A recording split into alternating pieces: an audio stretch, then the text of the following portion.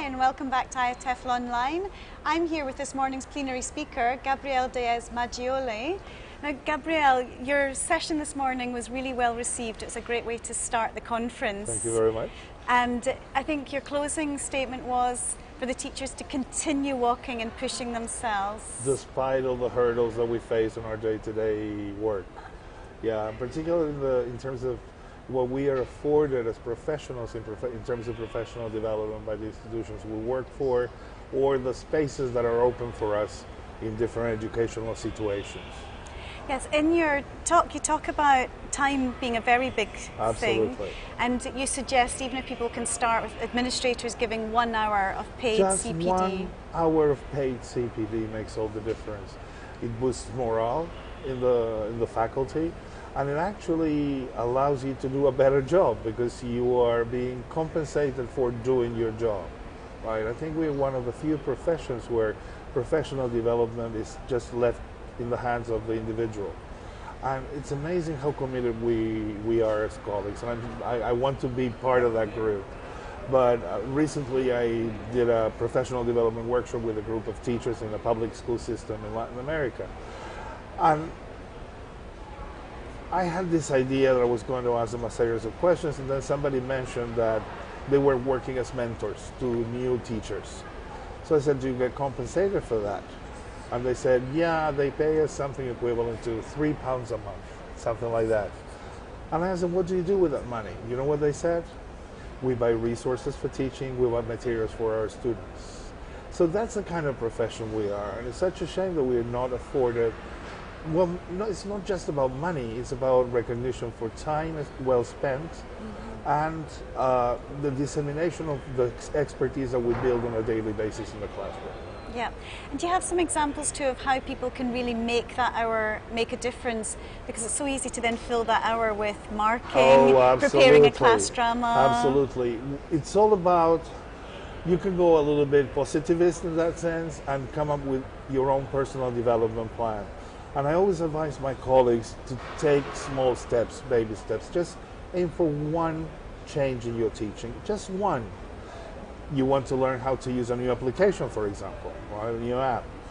Don't say how to use technology in all my classes. No, that app for that particular group that really needs a boost in motivation. So you start with that, and you write a plan, and you write the resources that you will need, and who is going to support you, because the important thing here is also to build community, not to be isolated anymore. We tend to do a lot of things behind closed doors in teaching. And there's one way of opening up. Everybody's an expert in this scenario as well, which is a natural motivator for teachers. So basically that would be my advice. Start small, but keep walking. Yes. And is it necessarily someone in your own staff room that you're saying, I'm going to do this, can you help me? Well, if we're looking at how institutions can support professional development, ideally it should be people in the same institution.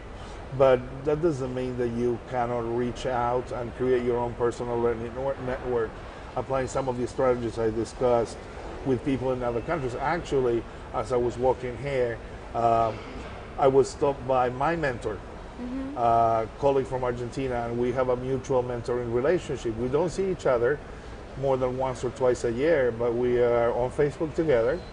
Of course, I run my presentation through her and my ideas, and I received a lot of mentoring, and she was a little bit now offended because I didn't say hi at the end of the plenary to her. But this kind of thing where you look for people you trust and who will give you the support that you need. Yeah. In your talk you talk about quite a lot of practical ideas. Oh, yeah. And do they all work just face to face? Oh, no. Anything that I talked about can be done online. Actually, I do have a few examples of, back in my own country, we are very privileged because we have the one laptop per child program. We've had it for 10 years now, so everybody owns a laptop. We have connectivity, free connectivity anywhere in the country. And it's very easy for colleagues to do, for example, peer coaching by putting, I'm in Montevideo, the capital city, and my colleague might be in one of the provinces. They just put their own laptop at the back of the class, and I'm just watching the class from the comfort of my home. And then we have a conversation. using Skype or any of the video conferencing facilities. Yeah, and that was one of your coaching techniques, wasn't it? Yes. Yeah. And I see coaching as one, because it's such a buzzword now and everybody's doing it. I do make a difference between the three kinds of coaching, and I think I encourage people to use mirror coaching either as a coach or as somebody who's being coached, because it really opens up new windows into who you are as a professional. Yes, yeah. And with things like using video in the classroom and that, does it take a while for teachers to really feel open? Oh yeah, it definitely does. And also there are ethical constraints. I mean, when we're working with kids and teenagers, we need to request consent from their parents. There can be hurdles. Parents say, no, I don't want my son to be filmed or my daughter to be filmed. So we managed to go around some of those things. Video is an important tool, but it's not the only one. There's one kind of a classroom observation that I favor with some of my colleagues, in which I don't actually see the lesson. So we do the pre-observation conference, we walk through the lesson plan, and then they go off, they teach, and they come back and they do their own reflection. I act as a sounding board. So video is a wonderful thing to have, but if you don't have it, it's not essential. Mm-hmm. Right? Yes, yeah, it's excellent. And what else do you think makes the difference to teachers that they're motivated, they maybe have that hour or they don't have the hour, but they're making their own time? What do you think is the kind of key for it to be successful? I think that is commitment, the first thing, but also nothing succeeds like success.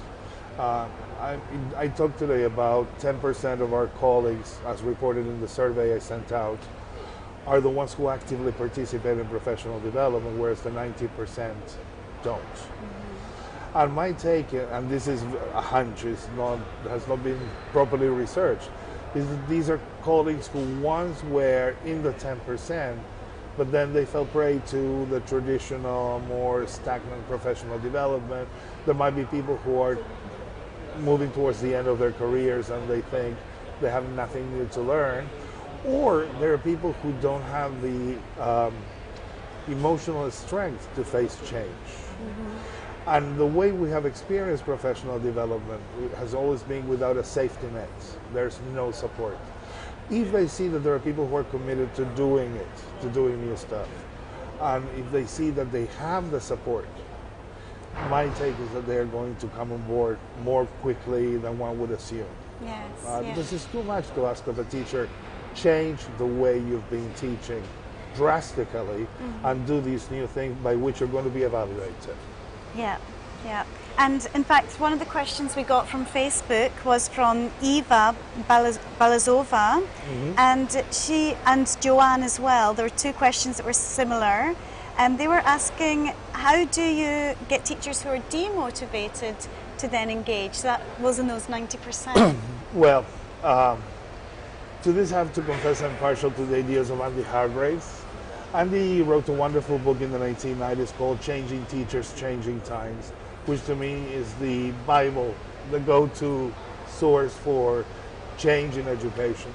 And he says that we live in a culture of isolation, or a culture of balkanization, where we get together in our departments, mm-hmm. the English department all together and the Spanish department all together and the math.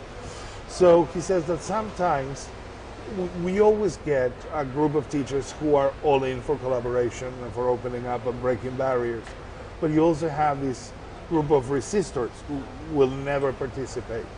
So he uses something called contrived collegiality, which is a wonderful idea. And the way I've seen it work is low stakes, and it's like this. Okay, the staff are going to get paid 1 hour for professional development. This is the menu of activities. Please send your action development plan with one objective, one change, that's it. Mm-hmm. And then give me dates for when you want to be reviewed on your plan. That is a way of contrived collegiality, to force collegiality in a way that is low stakes, is not threatening, and you are also providing the support, mm-hmm. right? So I would say looking for strategies like those, and of course communicating a clear message. One of the big threats against quality professional development is that it can be paired up with teacher evaluation. Yeah. And if you say, I'm giving you the time and money for professional development so that you can be evaluated, you are saying, I'm working from a deficit model, you are faulty, you need to be fixed, and that is not sending the right message. On the other hand, if we just go, this is an ethical mandate in any profession, and particularly those of us who work with human beings and human beings' futures, particularly this time and age, it's an ethical mandate to engage in professional development so that we can serve them better. Yeah.